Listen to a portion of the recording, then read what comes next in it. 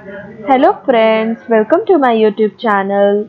If you like my videos then please like and share it and do subscribe the channel for more future updates. So hope you all are doing good. आप सभी का स्वागत है. So my today's topic is features of object oriented programming language. In the previous video, I introduced you what is the object-oriented programming language, what are class, what are object. If you don't know what are object, what are class, then you can refer to my previous video. Do watch it. Now, why did the object-oriented programming language came into the market? Why was it introduced? So I told you in the previous video that because there was some drawbacks in the traditional programming concept, so this feature was introduced. Now with the introduction of object-oriented programming structure, we had a general concepts like data abstraction, data encapsulation, modularity, inheritance and polymorphism. So let's begin our today's topic. Now you are watching this switchboard. Now you must be thinking why I am showing you the picture of this switchboard. Now see, in this switchboard, it's the all these are hidden in this switchboard. We cannot see the internal parts of the switchboard. We only see the external part of the switchboard. We only know that when we press this switch, it will get on, and when we do this, then it will turn off. So and when we move this, then it will increase or decrease. So we are unaware of we do not know the internal functioning of the exact what is internally going on in the switchboard. We only know that what we have to do, how we have to switch on the fan or switch off the light, or how we have to increase or decrease the speed of the fan. So in the object-oriented programming language also, this feature is included. Now what is this feature exactly called? What do we call this feature? This feature is called abstraction. Means abstraction मतलब क्या होता है कि जो भी हमारी अंदर की पार्ट है, जो भी हमारी इंटरनल फंक्शनिंग है, वो सब हम लोग से छुपी हुई है.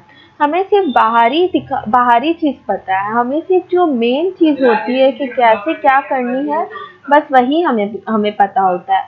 तो ऑब्जेक्ट ओरिएंटेड प्रोग्रामिंग लैंग्वेज में डेटा एब्स्ट्रैक्शन हम किसे कहते हैं? It is the act of representing essential features without including the background details. Yes, just like the internal functioning of the switchboard is hidden, in the programming language also we hide the internal functioning of the class methods, and that is called abstraction.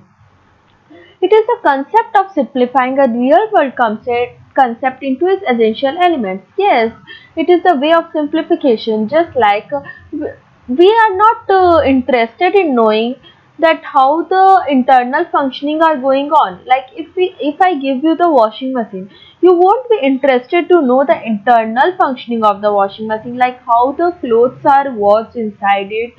Like maybe you may be interested, but not all of them. It's upon us. Like but if we are not interested and we are given the internal functioning also, like to show, like see this is the internal functioning going on, then we are not interested, then it will be the time waste. So it is one of the beautiful features of object oriented programming language. Now I explained you with the example of a switchboard. Now let's see some another example. We all go to library. We all go to library to issue book and to return the books we have issued. But we don't know how the library management system is managed. We don't know how the librarian issues our book, how she returns our books. We don't know how she stores the data inside her database. That all are hidden from us.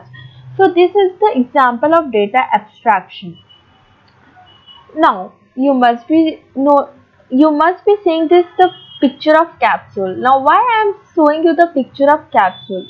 What does this indicates in the object oriented programming structure? Now just like this capsule has a different types of chemicals in it, different types of medicines in it, all are mixed up in a and enclosed in a capsule like figure. Just like in programming language, all the methods and data variables are stored in a capsule-like structure called class. They all are wrapped up. We wrap up the data members and member functions into a single unit called class. So this is called data encapsulation. Like हम capsule की तरह data को बंद कर दे रहे हैं, member functions और data variables को मिला के कैप्सूल की तरह बंद कर देते हैं, एक क्लास के अंदर बंद कर देते हैं दोनों को, तो उसी को हम क्या कहते हैं? Data encapsulation. It is the most fundamental concepts of OOPS. It is a way of combining both data and functions that operate on that data in a single unit. That is what I said you now. It is a wrapping up of data members and member functions into a single unit called class. Now, the data abstraction and the data encapsulation and abstraction are the complementary concept. Why they are complementary concept? Because abstraction focuses upon the observable behavior of an object. मतलब कि जो observable behaviour होता है object का, बस उस पर focus करता है एब्स्ट्रैक्शन. क्योंकि हमें पता है कि एब्स्ट्रैक्शन में क्या होता है कि जो भी इंटरनल चीज़ें हैं वो हाइड होती है, वो नहीं शो होती है बाहरी दुनिया को. लेकिन दूसरी ही तरफ इनकैप्सुलेशन क्या होता है कि वो दिखाता है इम्प्लीमेंटेशन है जो कि उस बिहेवियर को राइज कर रहा है. Encapsulation focuses upon the implementation that gives rise to the behaviour.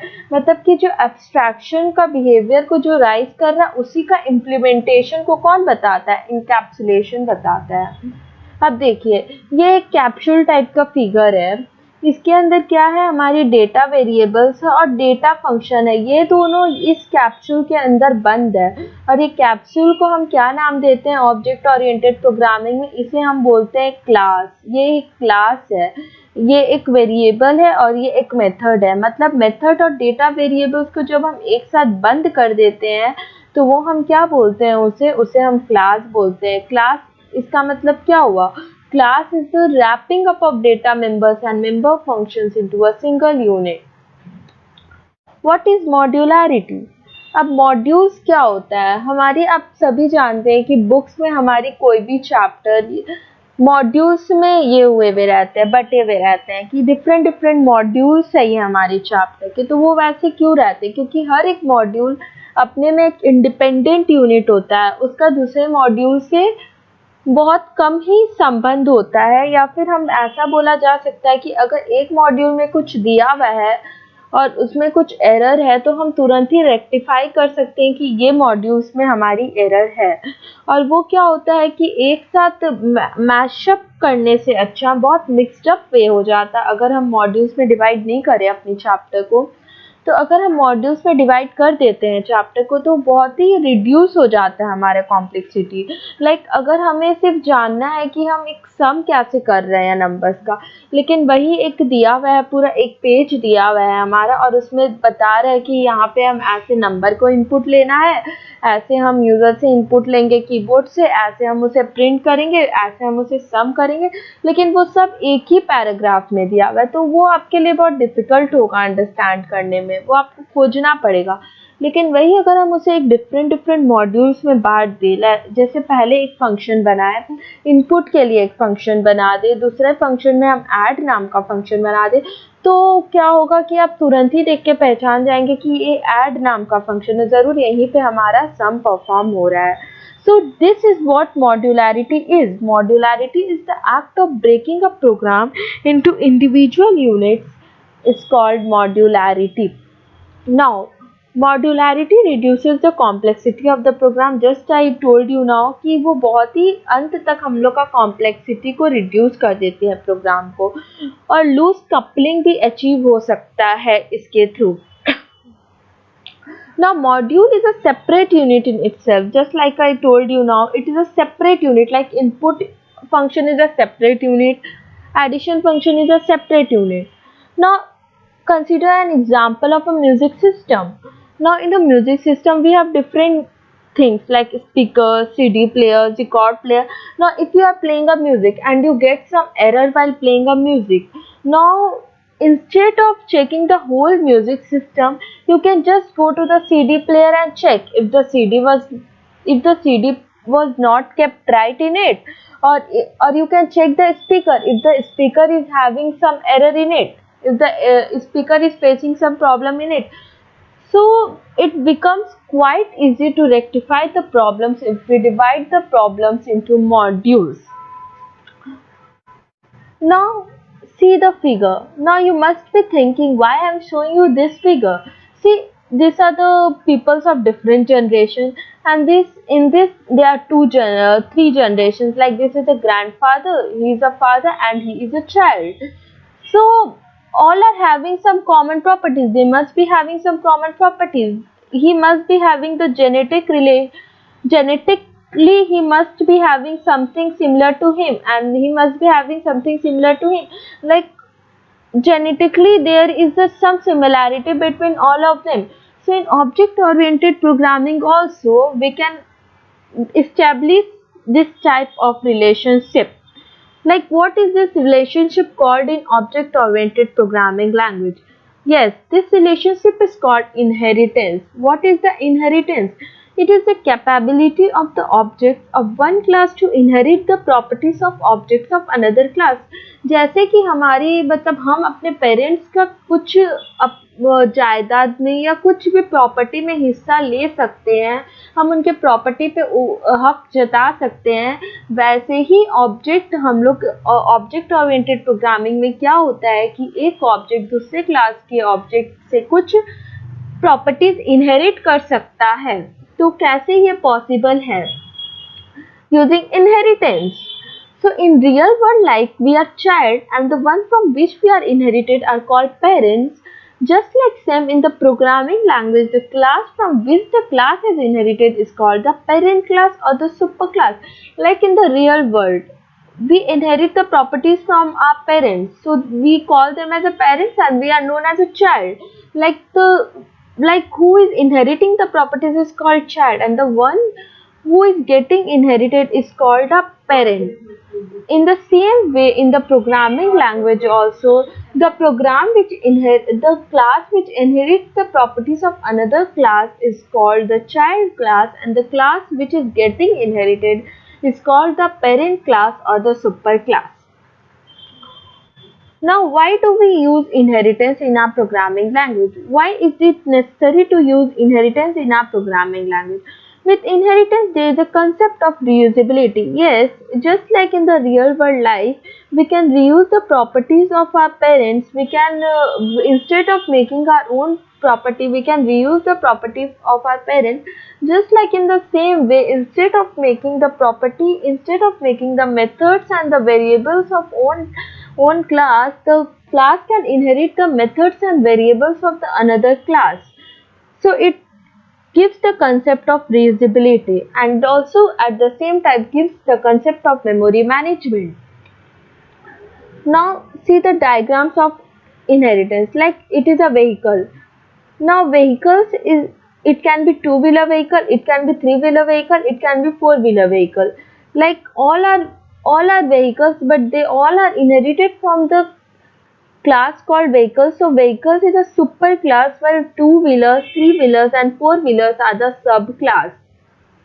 Like they all have the wheel, they all have some speed, they all have a seat. So all have inherited these all properties from the vehicle class, but have given some extra features in their own class. Now what do you mean by polymorphism? What do you mean by poly? Poly means many and morph means form. So altogether it means many forms. Like polymorphism is the ability for a message or a data to be processed in more than one way. मतलब polymorphism का मतलब क्या होता है कि एक ही data को हम मोर देन वन वे में प्रोसेस कर सकते हैं. जैसे कि एक मैन को देखते हैं, एक आदमी, एक फादर भी हो सकता है, एक किसी का बेटा भी हो सकता है, किसी का भाई भी हो सकता है, किसी का दोस्त भी हो सकता है. जैसे कि एक आदमी का बहुत तरीका का फॉर्म हो सकता है, वो बहुत तरीका का फॉर्म हो सकता है. वैसे ही हम लोग के प्रोग्रामिंग लैंग्वेज में एक ऑब्जेक्ट का बहुत तरीका का फॉर्म हो सकता है. तो उसी को ही हम पॉलीमॉर्फिज्म कहते हैं. Let's take the example of polymorphism. Now there is a class called shape and has a function area. Now the area function can have many forms. Why? Because for a square it will take only one parameter called side, but if at the same time we have to compute the area of a rectangle, then we have to take the two parameters, that is length and breadth. Thus, in object-oriented programming structure, the polymorphism is the key to the power of object-oriented programming language because it gives us to create as many forms of the object as many we want.